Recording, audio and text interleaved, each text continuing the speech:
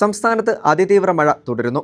സംസ്ഥാനത്തെ 9 ജില്ലകളിൽ റെഡ് അലേർട്ടാണ്. കാസർഗോഡ്, കണ്ണൂർ, വയനാട്, തൃശൂർ, എറണാകുളം, ഇടുക്കി, കോട്ടയം, ആലപ്പുഴ, പത്തനംതിട്ട ജില്ലകളിലാണ് റെഡ് അലേർട്ട്. 5 ജില്ലകളിൽ ഓറഞ്ച് അലേർട്ടാണ്. കേരള തീരത്ത് ശക്തമായ കാറ്റിനും കടൽക്ഷോഭത്തിനും സാധ്യതയുണ്ട്. കോട്ടയം, ഇടുക്കി, കൊല്ലം ജില്ലകളിലെ വിദ്യാഭ്യാസ സ്ഥാപനങ്ങൾക്ക് ഇന്ന് അവധിയാണ്. സംസ്ഥാനത്തെ എല്ലാ ജില്ലകളിലും അടുത്ത 3 മണിക്കൂറിൽ തീവ്രമഴയ്ക്ക് സാധ്യതയുണ്ട് എന്നാണ് മുന്നറിയിപ്പ്. തിരുവനന്തപുരത്തടക്കം തോരാമഴയാണ്. സംസ്ഥാനത്ത് വൈദ്യുത വകുപ്പിൻ്റെ കീഴിലുള്ള 17 ഡാമുകളിൽ 6 ഡാമുകളിൽ സംഭരണശേഷിയുടെ പൂർണ്ണ അളവിലാണ് ഇപ്പോൾ വെള്ളമുള്ളത്. മൂഴിയാർ, പൊന്മുടി, കല്ലാർകുട്ടി, ഇരട്ടയാർ, ലോവർ പെരിയാർ ഡാമുകളിലാണ് സംഭരണശേഷിയുടെ പൂർണ്ണ തോതിൽ വെള്ളം നിറഞ്ഞ് റെഡ് അലേർട്ട് പ്രഖ്യാപിച്ചിട്ടുള്ളത്. ഈ ഡാമുകളിൽ നിന്നും വെള്ളം പുറത്തേക്ക് വിടുന്നുമുണ്ട്. വൈദ്യുതി വകുപ്പിന്റെ അധീനതയിലുള്ള പെരിങ്ങൽകുത്ത് ഡാമിൽ നിന്നും എല്ലാ ഷട്ടറുകളിലൂടെയും നിശ്ചിത അളവിൽ വെള്ളം പുറത്തേക്ക് വിടുന്നുണ്ട്. ഈ ഡാമിന് യെല്ലോ അലേർട്ടാണ് പ്രഖ്യാപിച്ചിട്ടുള്ളത്.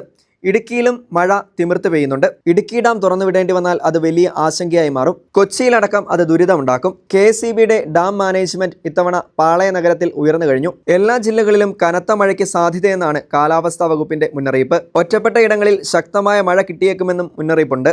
കഴിഞ്ഞ ദിവസത്തെ അത്ര ശക്തമായ മഴയ്ക്ക് സാധ്യതയില്ല എന്നും വിലയിരുത്തലുകളുണ്ട്. പക്ഷേ മിക്ക ജില്ലകളിലും മഴയ്ക്ക് കുറവില്ല എന്നുള്ളതാണ് വസ്തുത. ഇത് ആശങ്ക കൂട്ടുന്നുണ്ട്. മലയോരത്ത് കടുത്ത ജാഗ്രതയാണ്. ഈ സീസണിലെ അതിതീവ്ര മഴയ്ക്കുള്ള ദിവസങ്ങൾ അവസാനിക്കുന്നുവെന്നാണ് കാലാവസ്ഥാ നിരീക്ഷണ വകുപ്പിന്റെ വിലയിരുത്തൽ.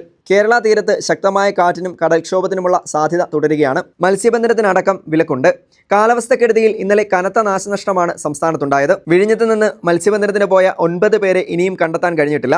തിരുവനന്തപുരം ജില്ലയിൽ വീശിയടിച്ച കാറ്റ് മലയോര മേഖലയിൽ നാശനഷ്ടങ്ങളുണ്ടാക്കി. നഗരത്തിൽ കേരള ബാങ്കിന്റെ റൂഫിംഗ് കാറ്റിൽ പറന്നുപോയി. കഴക്കൂട്ടത്ത് വീടിന് മുകളിലേക്ക് മരം കടപുഴകി വീണു. ശക്തമായ കാറ്റിലും മഴയിലും കൃഷിനാശത്തിനൊപ്പം വൈദ്യുതി വകുപ്പിനും കനത്ത നഷ്ടമാണ് ഉണ്ടായിരിക്കുന്നത്. ഇന്നലെ വൈകുന്നേരം വരെയുള്ള കണക്കുകൾ പ്രകാരം സംസ്ഥാനത്ത് 36 വീടുകൾ പൂർണ്ണമായും തകർന്നു. 2686 ഹൈടെൻഷൻ പോസ്റ്റുകളും 19513 ലോ ടെൻഷൻ പോസ്റ്റുകളും തകർന്നു. 2594 സ്ഥലങ്ങളിൽ ഹൈടെൻഷൻ ലൈനുകളും 52093 സ്ഥലങ്ങളിൽ ലോ ടെൻഷൻ ലൈനുകളും പൊട്ടിവീണു. വിതരണ മേഖലയിൽ 138 കോടിയുടെ നഷ്ടമാണ് കണക്കാക്കുന്നത്. 75 ലക്ഷം ഉപഭോക്താക്കൾക്ക് വൈദ്യുത തടസ്സം നേരിട്ടു എന്നാണ് കണക്കുകൾ. നിരവധി ട്രെയിനുകളും വൈകി ഓടുന്ന സ്ഥിതിയായി.